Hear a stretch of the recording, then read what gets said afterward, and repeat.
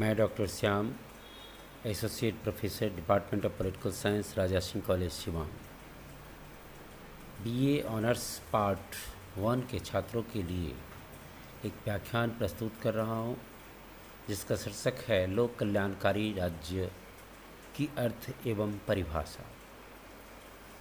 जैसा कि इसके शब्द से ही हमें ज्ञात होता है, लोक कल्याणकारी राज्य यानी ऐसा राज्य जिसमें शासन जो है वो किसी वर्ग विशेष के उद्देश्यों की पूर्ति के लिए न होकर संपूर्ण जनता के कल्याण के लिए किया जाए। ऐसे शासन को लोक कल्याणकारी राज्य का नाम दिया गया है। हमने पिछली कक्षाओं में इसका जिक्र किया था कि खास करके 18वीं सदी के उत्तरार्ध और 19वीं सदी के प्रारंभ में जो विश्व के अधिकांश राज्यों में, खास करके यूरोपीय देशों में, व्यक्ति स्वतंत्रता और आर्थिक क्षेत्र में लेसेस फेयर यानी जदभाव्यम की नीति का जो अनुसरण किया गया, जिसके चलते औद्योगिक क्रांति हुई, बड़े बड़े उद्योग लगे यूरोप में और वहाँ हजारों हजार की संख्या में मजदूर एक जगह एक उद्योग में काम करने लगे। उद्योगपतियों की इसमें खूब उनको लाभ होता गया, लेकिन इस जो लेसेस फेयर की नीति अपनाई गई, इसमें पूंजीपतियों और उद्योगपतियों को तो खूब लाभ हुआ, लेकिन इसका दूसरा रूप यह देखने में आया कि जो उनमें काम करने वाले मजदूर थे उनकी स्थिति काफ़ी दयनीय हो गई। चूँकि उनसे ज़्यादा देर तक काम कराए जाते थे, कम मजदूरी दी जाती थी, इतनी मजदूरी दी जाती थी जिसमें वो अपने बच्चे का भरण पोषण भी नहीं कर सकते थे। तो इनकी बुरी स्थिति की ओर विद्वानों का ध्यान गया और अब इस बात पर जोर दिया जाने लगा, जहाँ लेसेस फेयर की नीति के अंतर्गत ये कहा जा रहा था कि राज्य को आर्थिक नीतियों में कोई हस्तक्षेप नहीं करना चाहिए, इसको स्वतंत्र प्रतियोगिता की स्थिति में छोड़ देना चाहिए। यानी जितनी मजदूरी पर मजदूर मिल जाए उद्योगपतियों को, जितने दाम पर उसे कच्चा माल मिल जाए और जितने दाम पर वह उत्पादित माल बाज़ार में बेच ले, ये सभी कुछ स्वतंत्र प्रतियोगिता के द्वारा तय किया जाना चाहिए। इसके चलते उद्योगपतियों ने अपने पक्ष में, पूंजीपतियों ने अपने पक्ष में ये सारे जो प्रतियोगिताएं थी उनको उसने पूरा किया और वो ज़्यादा से ज़्यादा लाभ कमाने की स्थिति में चले गए। लेकिन इसका दूसरा पक्ष रहा कि मज़दूरों की स्थिति काफ़ी ख़राब हो गई और अब विद्वानों का ध्यान इस ओर गया और उन्होंने कहना शुरू किया कि राज्य को इनके लिए भी अब कार्य करना चाहिए, हस्तक्षेप करना चाहिए। यानी उनके लिए काम के घंटे तय किए जाने चाहिए कि कितना घंटे प्रतिदिन काम करना है, उनकी मजदूरी को तय किया जाना चाहिए, कितना मजदूरी कम से कम उनको दिया जाए ताकि वो अपने बच्चों को खिला पिला सके। तो ये अब जो कहा गया, एक स्थिति तो ये थी। दूसरी स्थिति ये पैदा हुई कि इसी समय जर्मनी में कार्ल मार्क्स ने साम्यवाद के सिद्धांत का प्रतिपादन किया और उन्होंने बताया कि समाज में दो वर्ग है, एक अमीर और एक गरीब, और अमीर लोग हमेशा गरीबों का शोषण करते हैं और इस शोषण से मुक्ति के लिए उन्होंने गरीबों को क्रांति करने का आह्वान किया।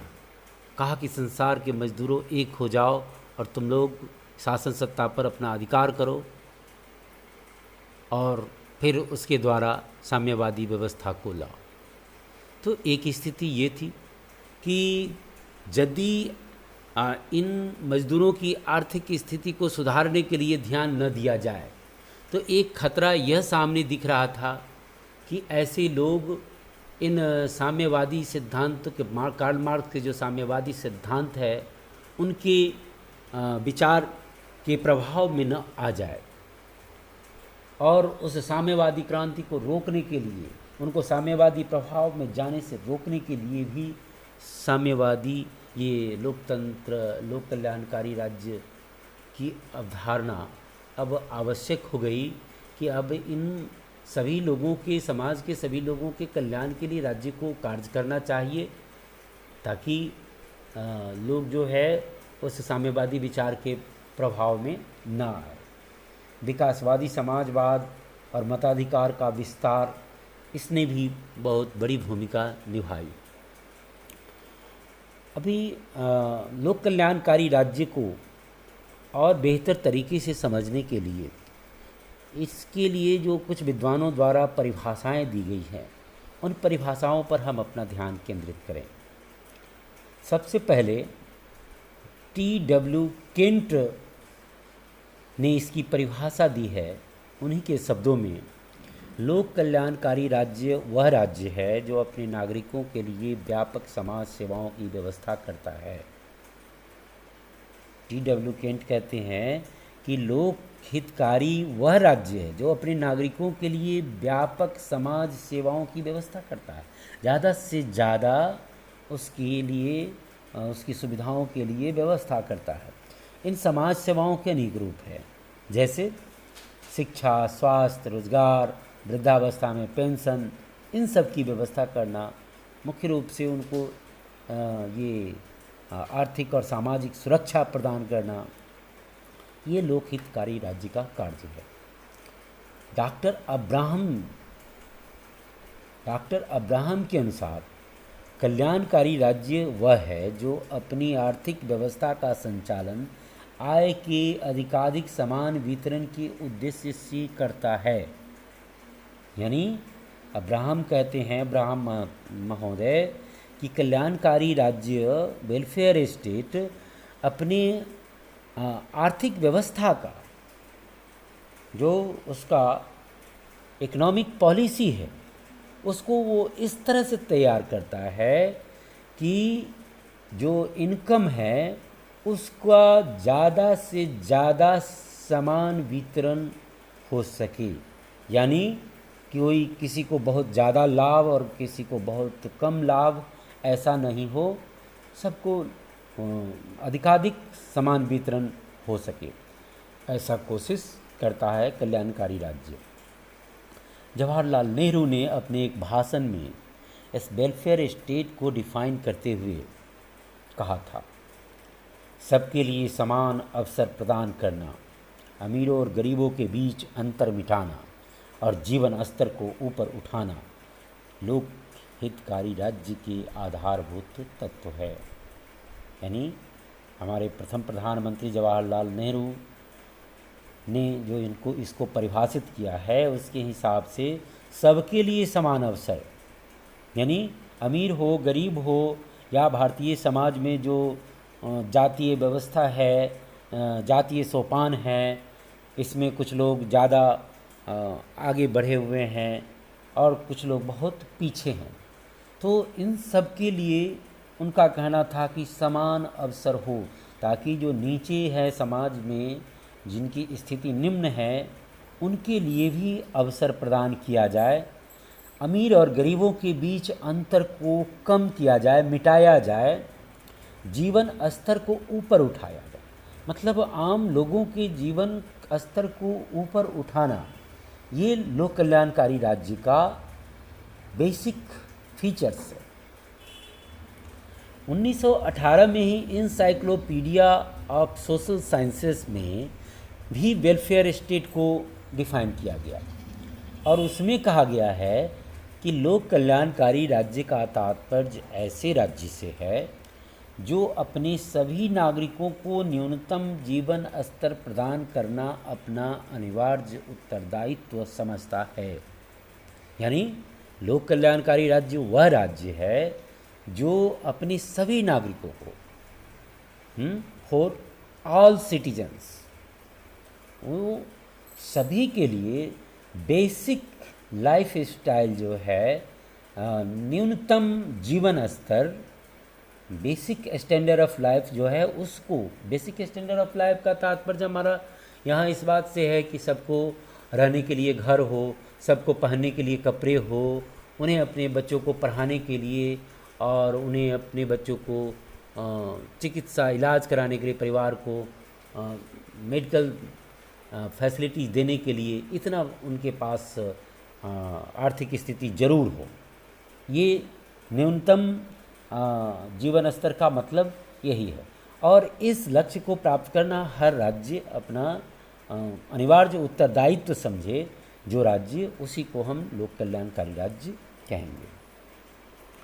1954 में ये मैसूर विश्वविद्यालय में दीक्षांत समारोह में भाषण देते हुए भारतीय न्यायमूर्ति छागला ने इस लोक कल्याणकारी राज्य को डिफाइन किया। इन शब्दों में उन्होंने परिभाषित किया कि लोक कल्याणकारी राज्य का कार्य एक ऐसे पुल का निर्माण करना है जिसके द्वारा व्यक्ति जीवन की पतित अवस्था से निकलकर, मतलब उसको एक ऐसा पुल बनाना है जिसमें जीवन की जो पतित अवस्था है, यानी गिरी हुई अवस्था, बहुत नीचे जो उनका जीवन स्तर है, उससे निकलकर एक ऐसी अवस्था में प्रवेश कर सके जो उत्थानकारी और उद्देश्यपूर्ण हो, जिससे और ऊपर बढ़ने की संभावना हो और इसमें उसके जीवन का उद्देश्य समझना है। लोक कल्याणकारी राज्य का यथार्थ उद्देश्य नागरिक द्वारा सच्ची स्वतंत्रता की उपभोग को संभव बनाना है। इस प्रकार से हम देखते हैं कि लोक कल्याणकारी राज्य में राज्य का जो कार्य क्षेत्र है वो काफ़ी अधिक बढ़ जाता है। राज्य के कार्य क्षेत्र का विस्तार का मतलब व्यक्तिगत स्वतंत्रता पर बंधन। कार्यक्षेत्र के विस्तार का अर्थ प्रायः ये माना जाता है कि व्यक्तिगत स्वतंत्रता पर बंधन लगा दिया गया, यानी ज़्यादा से ज़्यादा बंधन लगा दिया गया और राज्य को ज़्यादा कार्य करना। लेकिन लोक कल्याणकारी राज्य के अर्थ में ये राज्य के कार्यक्षेत्र का तो विस्तार होता है, लेकिन इसमें व्यक्तिगत स्वतंत्रता पर बंधन ज़्यादा नहीं लगाया जाता, विशेष बंधन नहीं लगाने की बात है। राज्य के कार्य क्षेत्र के साथ साथ व्यक्ति को स्वतंत्रता भी मिले, उसको अपने कार्य क्षेत्र को चुनने की स्वतंत्रता, उसके अपने जीवन उद्देश्य को निर्धारित करने की स्वतंत्रता, यानी उसको अपना जीवन अपने उद्देश्य से अपने व्यक्तित्व का विकास करने के लिए जो रास्ता वो सही समझता है उस तरह से उसको जीने का भी अधिकार, जीने की भी स्वतंत्रता लोक कल्याणकारी राज्य प्रदान करता है। तो इस तरह से हम देखें कि वास्तव में जो लोक कल्याणकारी राज्य की धारणा है वह एक तरफ जो पश्चिमी प्रजातंत्र था और दूसरी तरफ साम्यवादी अधिनायक तंत्र, ये दोनों से भिन्न है। पश्चिमी प्रजातंत्र जो है वो व्यक्तियों को ज़्यादा से ज़्यादा स्वतंत्रता देने की बात करता है, लेकिन इसके अंतर्गत व्यक्तियों को आर्थिक सुरक्षा प्राप्त नहीं होती है। जबकि साम्यवाद में हम क्या देखते हैं, साम्यवादी अधिनायक तंत्र में व्यक्तियों को आर्थिक सुरक्षा तो दी जाती है, लेकिन उसमें व्यक्ति की जो स्वतंत्रता है, उसकी राजनीतिक स्वतंत्रता, उसकी अभिव्यक्ति की स्वतंत्रता, उसका अभाव हो जाता है, यानी वो बहुत कम हो जाते हैं, न के बराबर। उसमें व्यक्तियों को खास करके राजनीतिक स्वतंत्रता तो बिल्कुल रहती ही नहीं है। जो साम्यवादी विचारधारा है बस उसी के जो बनाया हुआ है लाइन, उसी लाइन पर चलना है, उन्हें उस लाइन से इधर उधर नहीं होना है। लेकिन लोक कल्याणकारी राज्य जो है इन दोनों ही विपरीत स्थितियों के बीच एक सामंजस्य स्थापित करता है और एक समन्वयकारी व्यवस्था का निर्माण करता है। इसमें व्यक्तियों को राजनीतिक स्वतंत्रता देने पर भी जोर है और आर्थिक सुरक्षा देने पर भी जोर है। हॉबमैन ने इसके बारे में कहा कि यह यानी लोक कल्याणकारी राज्य दो अतिथियों में एक समझौता है जिसमें एक तरफ साम्यवाद है और दूसरी तरफ अनियंत्रित व्यक्तिवाद। यानी ये दोनों को दो अतिथि मानते हैं और उसमें कहते हैं कि एक तरफ साम्यवाद है और दूसरी तरफ अनियंत्रित व्यक्तिवाद। इसके बीच में यह लोक कल्याणकारी राज्य है। लोक कल्याणकारी राज्य मुख्य रूप से लोकतंत्र पर आधारित, लोकहित पर आधारित है। और इस संबंध में लोकहित से हमारा तात्पर्य है राजनीतिक, सामाजिक एवं आर्थिक दृष्टि से अवसर की असमानता को दूर करके उसकी साधारण आवश्यकताओं को, माने व्यक्ति की साधारण आवश्यकताओं को पूरा करना है। इस व्यवस्था का उद्देश्य किसी वर्ग विशेष के लिए कार्य करना नहीं है या वर्ग विशेष के हितों की साधना करना नहीं है, बल्कि जनता के सभी वर्गों के लोगों के आवश्यक हितों की पूर्ति करना है। तो इस प्रकार हम देखते हैं कि लोक कल्याणकारी राज्य में जहाँ पश्चिमी प्रजातंत्र की जो अवधारणा थी, जो केवल उसमें व्यक्तिगत स्वतंत्रता पर अधिक जोर दिया जाता था, दूसरी जो साम्यवादी विचारधारा आई उसमें आर्थिक सुरक्षा को, आर्थिक समानता को महत्वपूर्ण माना गया। इन दोनों के बीच का मार्ग है लोक कल्याणकारी मार्ग। इसमें आर्थिक समानता की बात, लोक कल्याणकारी राज्य में आर्थिक समानता की बात तो नहीं है, सभी व्यक्तियों को आर्थिक रूप से समान बनाने की बात तो नहीं है, लेकिन सभी व्यक्तियों को एक न्यूनतम आर्थिक जीवन प्रदान करने की या न्यूनतम आर्थिक सुरक्षा प्रदान करने की योजना है। दूसरी तरफ इसमें पश्चिमी लोकतंत्र की तरह अनियंत्रित व्यक्तिगत स्वतंत्रता देने की बात नहीं है, लेकिन उनको, व्यक्ति को इतनी स्वतंत्रता अवश्य देने का प्रावधान है इस लोक कल्याणकारी राज्य में कि वह अपने व्यक्तित्व का विकास कर सके और उसके व्यक्तित्व के विकास में किसी भी तरह की कोई बाधा न पहुँचे। तो आज के व्याख्यान में इतना ही। धन्यवाद।